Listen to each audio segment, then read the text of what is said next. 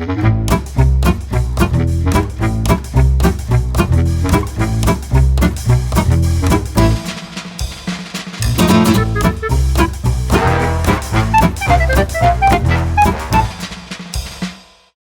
llamo Pablo Julián, soy de Cádiz y llevo muchos años detrás de una cámara, ¿no?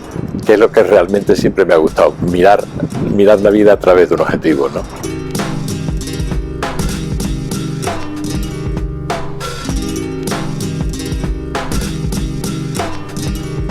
Llamar una ciudad como esta, que ahora mismo, por ejemplo, estamos viendo la bahía, el Atlántico, es una ciudad que mira al mar. Pero no solamente la ciudad mira al mar, sus habitantes también miran al mar, ¿no? Y esa es una cualidad increíble que tiene una ciudad como Cádiz, ¿no? Tener una especie de pequeña isla en un contexto muy distinto, muy diferente, ¿no? Por eso a mí siempre me ha interesado el ida y vuelta que yo tengo con Cádiz, en donde cuando vengo pues me siento realmente aquí, pero a la vez me siento imbuido de ese espíritu que ha tenido Cádiz toda la vida, ¿no?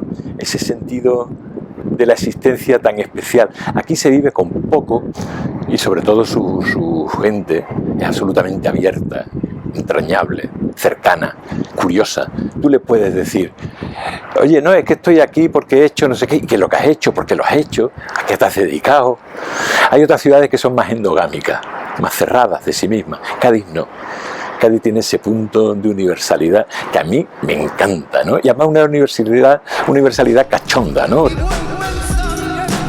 Cádiz ha sido una ciudad muy pobre, vivían nada más que de un monocultivo que eran los astilleros.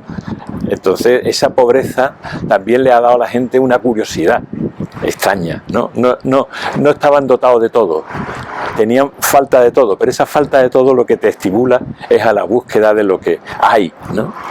Esa búsqueda permanente es lo que yo creo que ha creado ese espíritu de universalidad que yo lo digo, ¿no? Yo en principio vi Cádiz más como peliculero, ¿no? Yo me encantaba el cine y vi desde muy pequeño una película que me dejó muy sorprendido, que se llamaba Ciudadano Kane, de Orson Welles.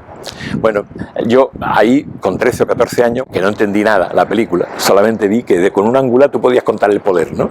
Entonces a partir de ahí yo me inicié en la cosa de la imagen.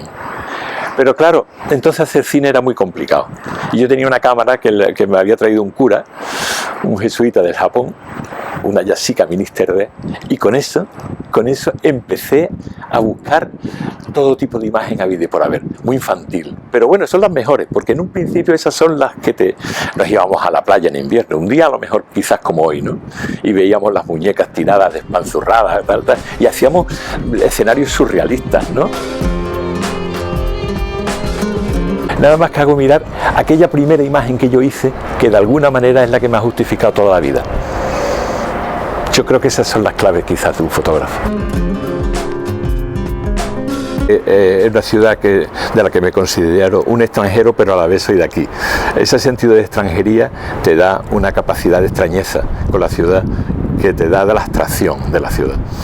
Por eso yo hablo muchas veces de esa abstracción, porque claro, si me voy cuando chico al Colegio del Palo en Málaga, luego vuelvo y voy así y luego vuelvo así, cuando llego esta ciudad se me convierte en una cosa cercana, donde a las distancias que eran terribles, como ir al centro de Cádiz desde donde yo vivía, eso era, hoy me da la risa, porque esos son 10 minutos andando, ¿no? Claro, esa relación con la ciudad para mí ha sido clave en la ida y vuelta. Me tuve que ir de aquí porque quería hacer otras cosas y aquí un periodista lo tenía más difícil. En aquella época lo tenía muy difícil.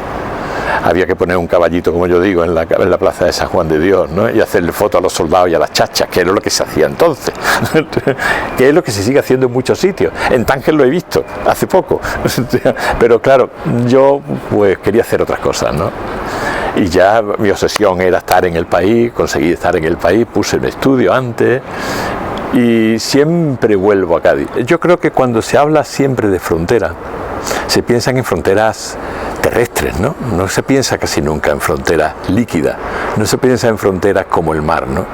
Y en Cádiz es curioso, la frontera es una frontera marítima, con lo cual, digamos, tú no tienes que darle casi un paso concreto a nadie que lo estás viendo, sino que son los barcos y tal, pero en realidad tú no tienes ese sentido de frontera, lo tienes más en cuanto que la historia te ha marcado, diciendo que aquí vinieron pues desde los fenicios, bueno, y muchos pueblos, ¿no? Muchísimos pueblos, los griegos, fenicios y tal. Entonces, ese sentido de que aquí han venido muchos y que todo el mundo se ha reconocido en este lugar como un lugar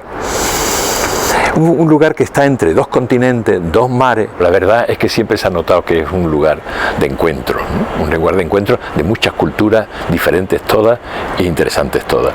Y eso ha construido mucho a los personajes en Cádiz, los personajes significativos en Cádiz, que son todos.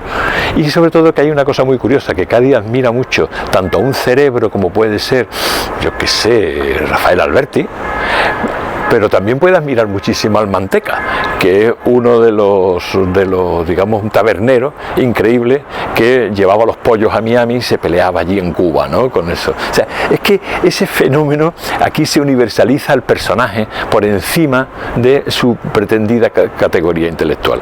De hecho, hasta el mismo Rafael Alberti bajaba a los abismos y decía, no, se veía con unos y con otros, hacía parroquia en las esquinas. Bueno, pues eso sigue siendo una virtud en Cádiz.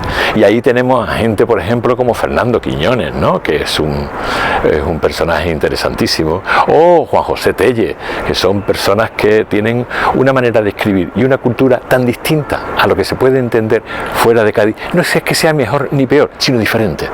Entonces, ese sentido de la diferencia, esa getaira que escribía Fernando Quiñones, o ese marinero en tierra de Rafael Alberti, o El mundo de Ori, ¿no? O Paz Pasamar, que era una poetisa espectacular, que contaba la vida de Cádiz en una torrecita de estas que estamos viendo, ¿no? Que vivía ahí, ¿no? No sé, son personajes muy pegados a la tierra, pero con un sentido de mirar hacia afuera, ¿no?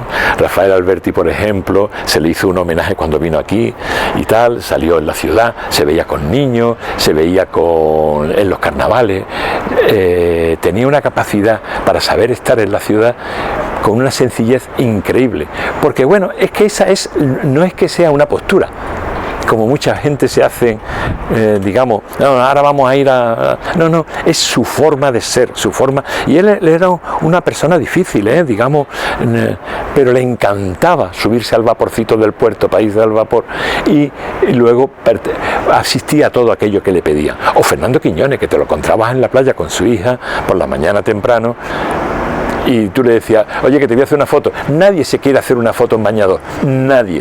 Fernando decía, tira para adelante, haz foto. Eso, bueno, no hay sentido del ridículo. Hay un sentido de, ¿tú quieres esto? Yo no tengo ningún problema. Sé que desde tu manera de entender la vida lo vas a intentar resolver bien. Por lo tanto, yo confío. Ese sentido de la confianza ha sido para mí admirable.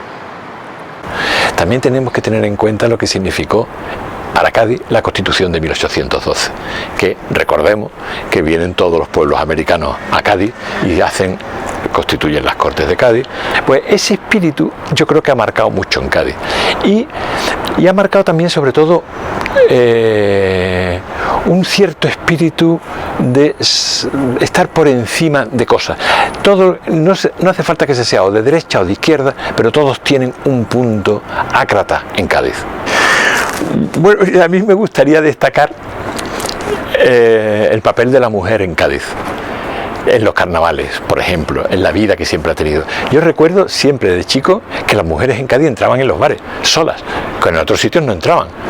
Y fíjate cómo se ríen en el carnaval, cómo se divierten, o sea, ese sentido socarrón de la vida, de juego, que llegaban a provocarte hasta la esquina justa de lo que ya podía molestar. Y ahí jugaban perfectamente. Entonces tú te sorprendías encontrándote una mujer que hacía proposiciones justas, pero nada más que para doblar la esquina, ¿no? Y en cuanto doblaba la esquina, ya paraba. Entonces, ese sentido de cómo organiza tu propio tiempo para provocar la risa, la ironía, el sarcasmo y tal, lo hacen, y la mujer tiene un peso grandioso en el carnaval y en la vida en Cádiz, ¿no? Una ciudad que entroniza el carnaval, ¿no? Lo tiene como una de sus claves vitales. De hecho, sobre las murallas de Puerta Tierra construyeron estas figuras, porque el carnaval no es un carnaval veneciano, es un carnaval de calle, es un carnaval donde las ilegales tienen un punto increíble, donde se pasaba la censura en los tiempos del franquismo con una gracia increíble, porque claro, los censores veían las letras, pero no veían los gestos, y los gestos te lo decían todo. Muchas calles suyas son como barcos, o sea, espolones de barcos, ¿no? Entre calles, ¿no? Esto es en la calle ancha, o sea, quiero decirte que es el centro de la ciudad. Se ve el componente marinero y tal. Bueno, pues son de esas fotos que a mí me gusta contar. O el mercadillo de Cádiz, que es muy pobre, pero te ríes, no sabes cómo, o sea, porque la pobreza muchas veces da ingenio, y aquí da más que ingenio, da un nivel increíble. Bueno, yo creo que ese es un poco el sentir de la gente de aquí, que no son ni mejor ni peor, sino son diferentes.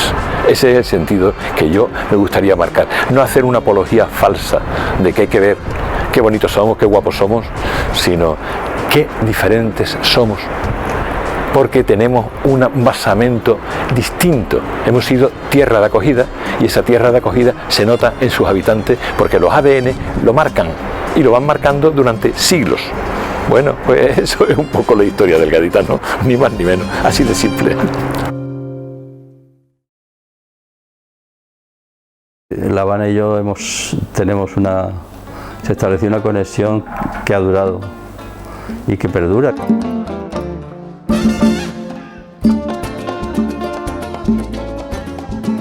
Yo soy autodidacta, yo estudiaba económicas y luego trabajé en varias cosas, me dejé económicas. Más o menos sería sobre el 82 cuando empecé a aficionarme, cogía la cámara, me iba por la noche por ahí, en la época de la movida, salía mucho por la calle con la cámara, y empecé así, y luego ya empecé a ir a los acontecimientos, a teatro, a conciertos. La primera foto que yo publiqué fue esa que hay ahí detrás, que fue un concurso que me dieron 2.000 pesetas por esa foto, un concurso que hacía el diario Levante, un periódico de aquí, y la presenté y gané el concurso, y ese es del 83, y fue mi primera foto que yo he sacado dinero de ella. Luego empecé a trabajar durante un tiempo en revistas así culturales, que y dónde, en la cartelera Turia. En la cartelera Turia he estado trabajando por lo menos más de casi 30 años. Desde la primera foto que saqué en un concierto de Ribarroja de Santiago Userón, de Radio Futura, hasta hace un año, todo mi archivo está lleno de gente, de entrevistas, de todo lo que ha ocurrido en esta ciudad, pues he tratado casi todo lo he hecho para la Turia. En el año 90 decidí ir a Nicaragua porque estuve siguiendo mucho las agresiones de la Contra en las fronteras de Nicaragua, y a última hora decidí ir a Managua a las elecciones, y no había forma de encontrar un vuelo regular, y entonces tuve que hacer escala necesariamente con Cubana de Aviación. Era el único vuelo que tenía en La Habana, y solo fui una noche, estuve allí una noche, y al día siguiente me fui para Managua. Y entonces, al acabar las elecciones, que perdieron los sandinistas, volvíamos todos deprimidos en el avión, los periodistas que habíamos estado allí, mucha gente tuvo que pasar por La Habana igual que yo, no sé por qué, se ve que estaban todos los vuelos ocupados, y entonces volví a Cuba, tenía 2 días para estar allí, y en el avión empezamos a hablar, una alemana que se llamaba Elke, una periodista, con 2 franceses, un chileno francés y otro del Express, era de la revista. Iban ahí, nos hicimos amigos en el avión, y total que ellos se interesaron mucho por la alemana, y ella se fió de mí, me dijo, como yo tenía una habitación libre en mi hotel, pagada, me dijo que se quedaba allí porque no tenía sitio.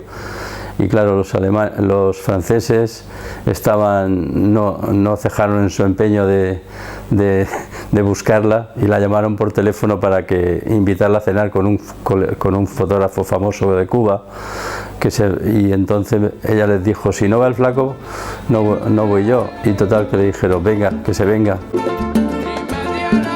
Y ahí conocí a Alberto Korda, estuvimos cenando en el hotel de ellos, en el Hotel Capri de La Habana, y al acabar de cenar nos fuimos a casa de Korda, a la desembocadura de las Almendares, en Miramar, en un barrio de La Habana, y estuvimos allí, se nos hizo casi de día entre ron, tragos, y vi los negativos de Korda, bueno, total que esa noche ya me fui a dormir y a la mañana siguiente Korda me había dicho, pásate mañana y hablamos y hacemos unas fotos, porque yo quería hacerle un reportaje.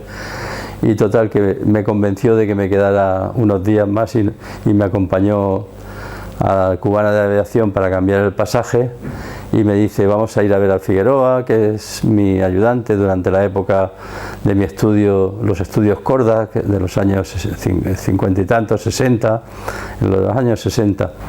Y total que allí fue la primera foto que hice yo con Korda y con Figueroa y con Patricio Stay, que es el chileno francés que me introdujo por esa puerta tan bonita y tan especial en Cuba.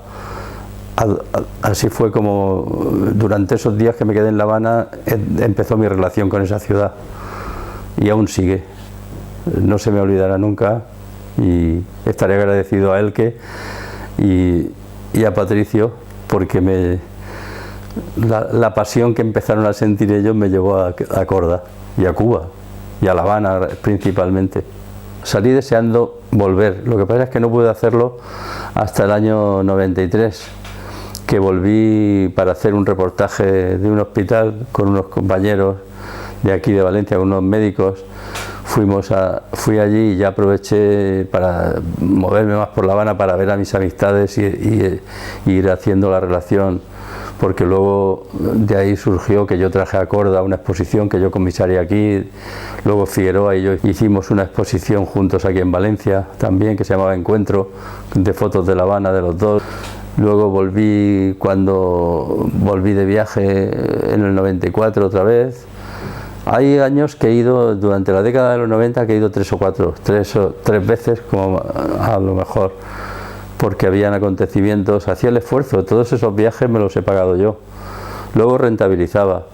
Lo de los balseros fue casualidad, porque lo de los balseros fue un viaje que hice a Cuba, porque ya iba a ver a mis amigos cuando iba a Cuba, y fue en el año 94, me fui a hacer un viaje por Centroamérica, pero entré primero por La Habana y luego pasé a México, a Cancún, y me fui en autobús hasta Managua, que en Managua tengo también buena gente allí, amistades, periodistas, conocidos, muy amigos.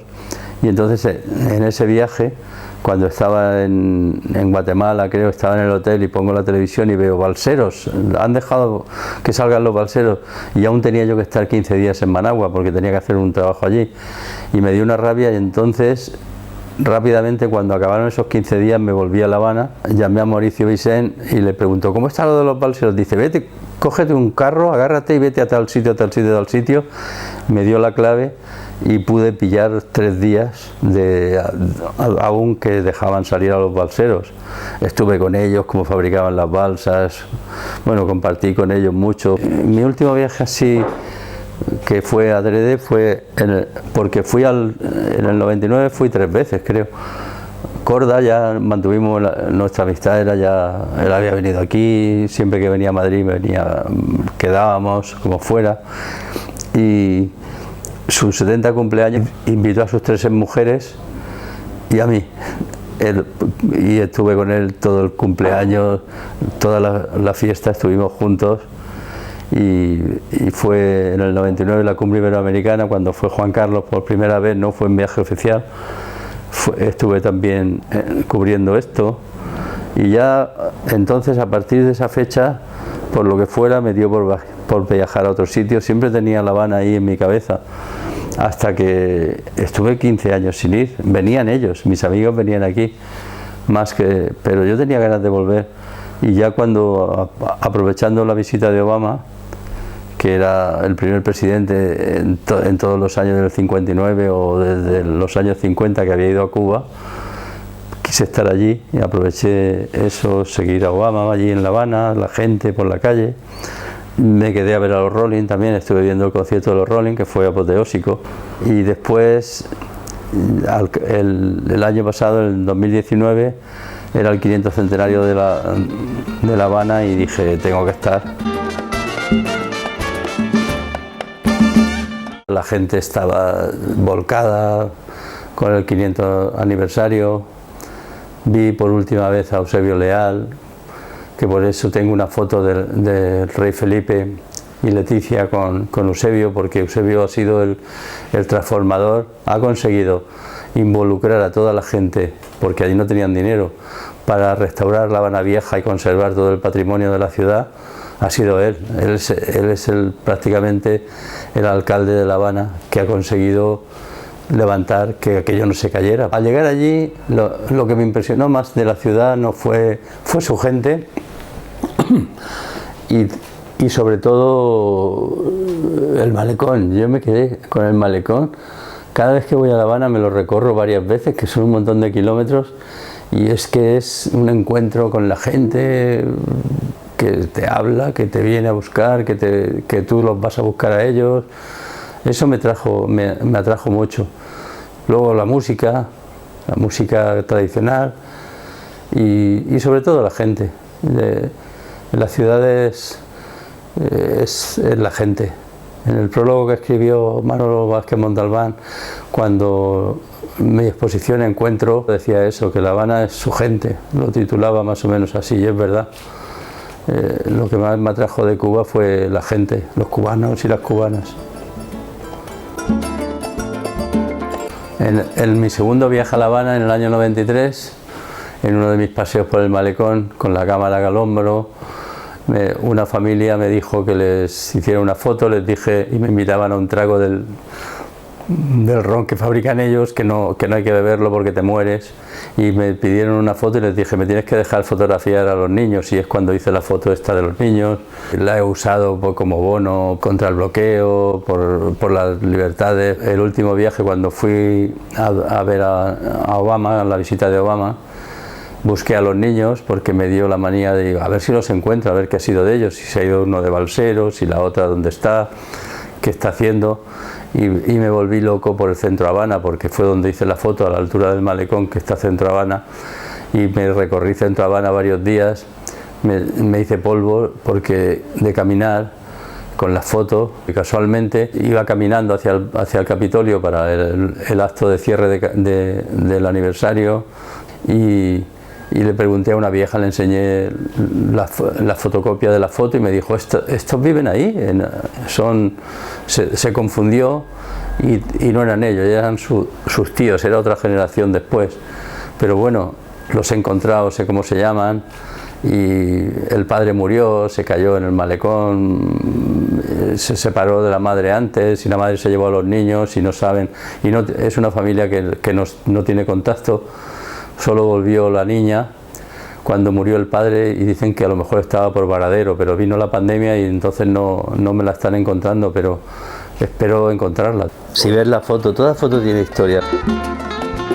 Todo este grupo de mujeres de Centro Habana son cada una es de un color, la negra, la blanca, la mulata. La santera también la conocí al principio de ir a La Habana y hemos mantenido la relación. Luego el santero que me dijo que no, fui a llevarles unos regalos a esas chicas de unos valencianos que me dieron, se ve que se habían enrollado con ellas y me dieron cosas para ellas, fui y estaba haciendo santera. Entonces estuve haciendo fotos de ellas, pero el santero dijo que no hiciera fotos y ella me dijo sigue, y el santero fastidió y me salió esa foto, que es una de mis fotos más entrañables de La Habana, que es casual. Bueno, mi relación con Cuba ha sido muy bonita, básicamente bonita. Qué rollo suelto, ¿eh?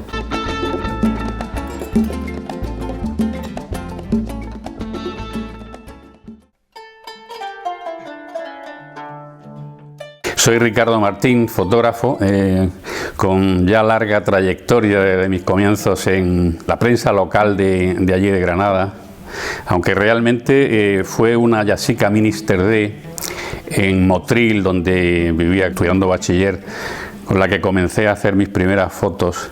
Luego ya en Granada fue, digamos, donde empecé, cuando empecé Derecho en la universidad, donde empecé a profesionalizarme de algún modo.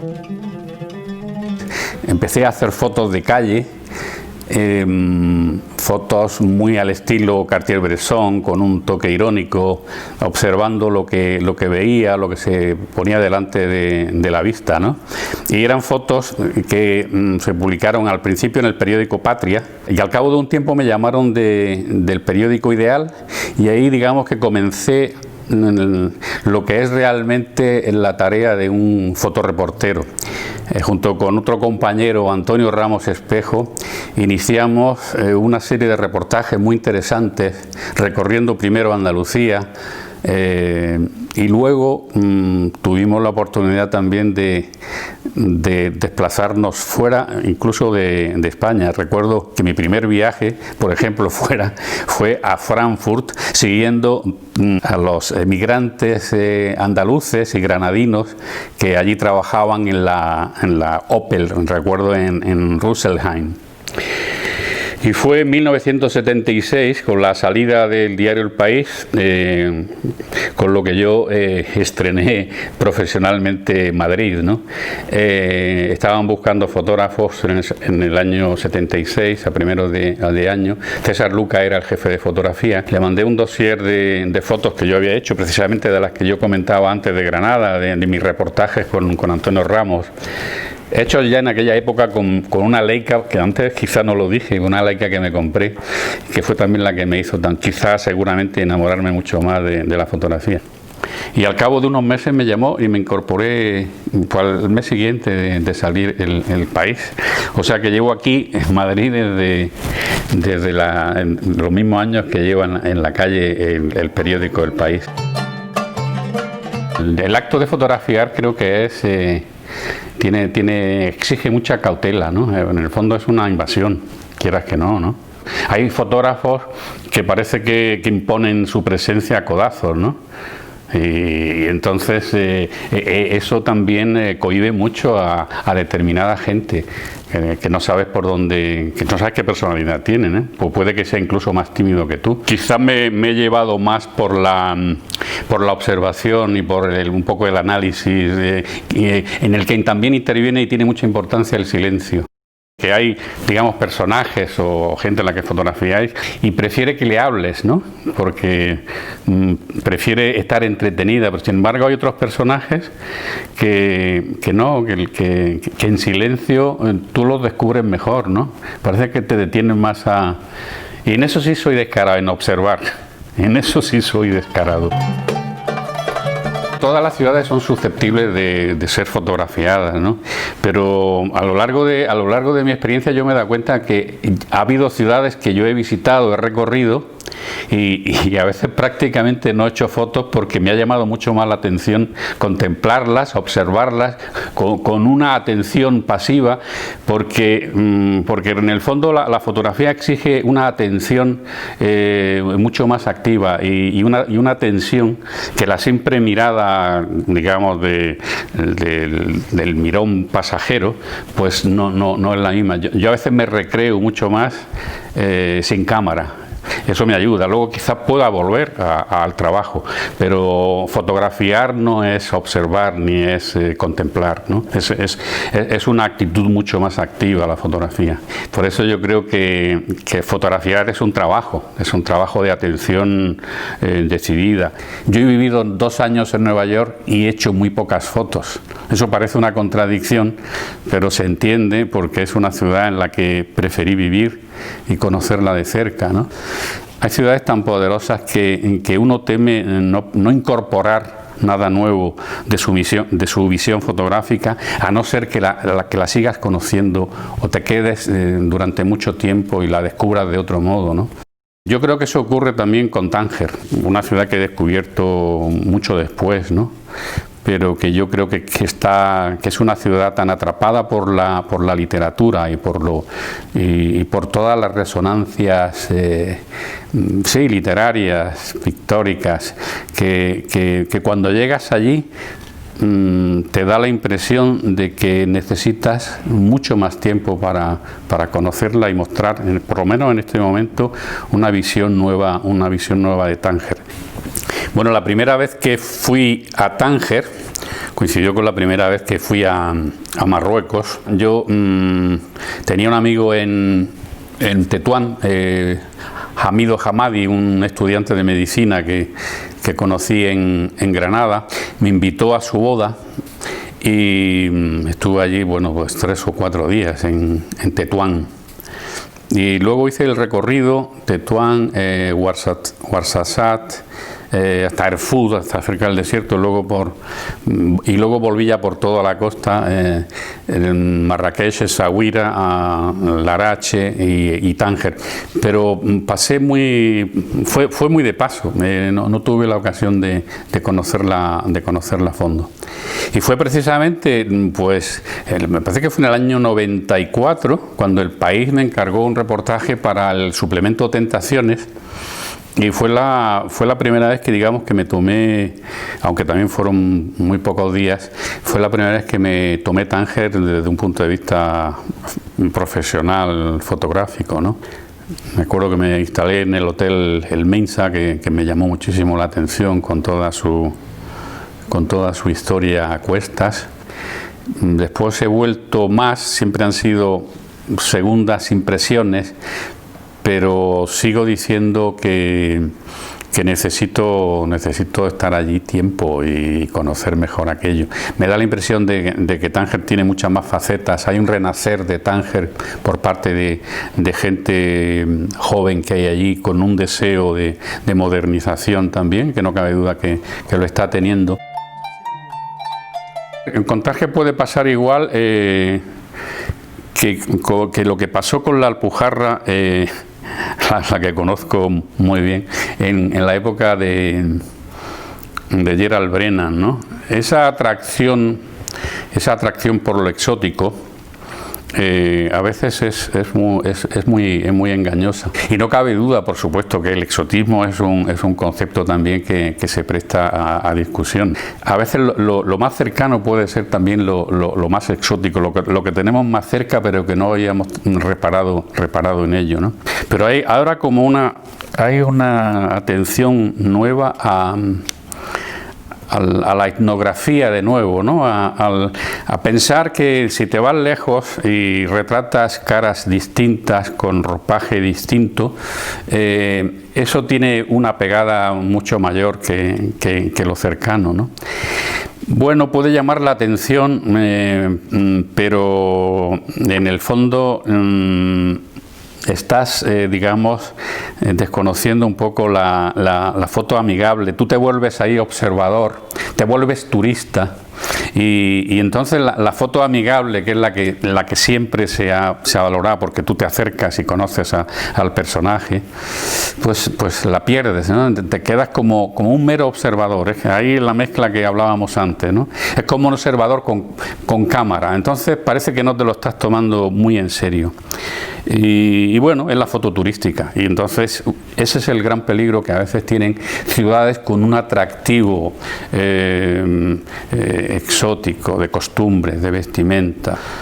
Tiene siempre en la cabeza resonancias de bowls, resonancias de chucri, y tú quieres llegar allí y descubrir eso, y ves que no existe en este momento, ¿no? Que lo tienes que descubrir tú por tu cuenta. Una de las cosas que me abrieron los ojos a ir a Tánger o a redescubrir Tánger o a volver a Tánger es el reportaje precioso de Javier Riollo sobre Tánger, esa vieja dama. Y me llamó muchísimo la atención ese tono melancólico que traduce todo el documental, y sobre todo las palabras preciosas del final de Emilio Sanz de Soto, un personaje al que tuve ocasión de fotografiar. Vivía aquí enfrente, ahí enfrente de mi casa, y efectivamente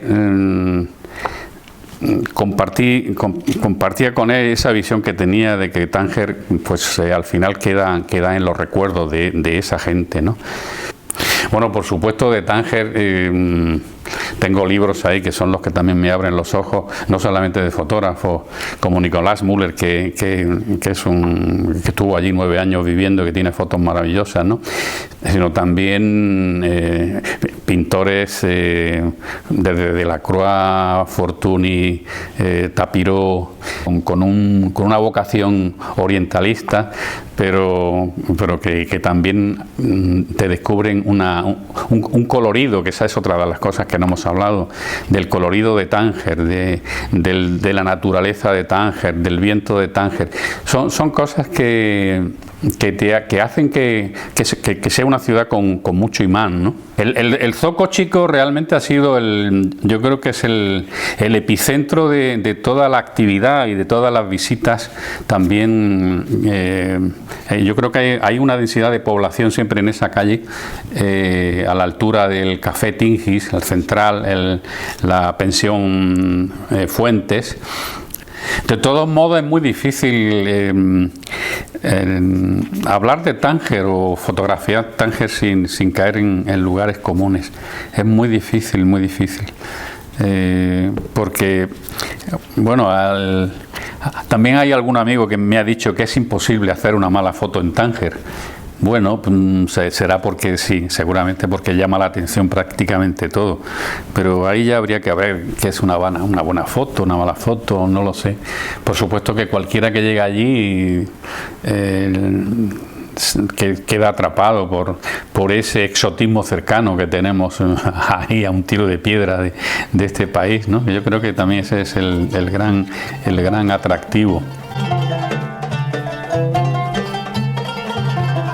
Me llamó mucho la atención la foto que hice de una pareja de novios en el Café Jaffa de Tánger frente al estrecho, porque vi en esas manos una ternura y una relación casi antigua, ¿no? Que me recordaba a los noviazgos que yo había visto de chico por aquellos pueblos de la Alpujarra, ¿no? Esa discreción a la hora de tomarse las manos delante del té, ¿no? Y yo necesito seguir volviendo a Tánger, ¿no? Porque me llama mucho la atención y sin embargo no la conozco bien. Quizá también eso es lo que hace que haya como una especie de imán, ¿no? Por regresar y por volver, ese desconocimiento que te atrae, ¿no? Hay otras ciudades que te aburren, pero Tánger tiene misterio y yo creo que ese ingrediente de misterio es el que te lleva también a seguirla o a querer seguir descubriéndola, ¿no? Quisiera decir que estas palabras y estas imágenes, estas fotos de Tánger no son más que un mero boceto, una aproximación a una ciudad maravillosa, cargada de contrastes y de ciertos misterios también, que está por descubrir por mi parte.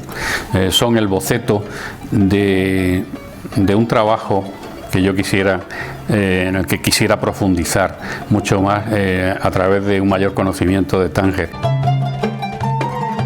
Una ciudad que merece muchísima más atención y que espero descubrir en sucesivas ocasiones.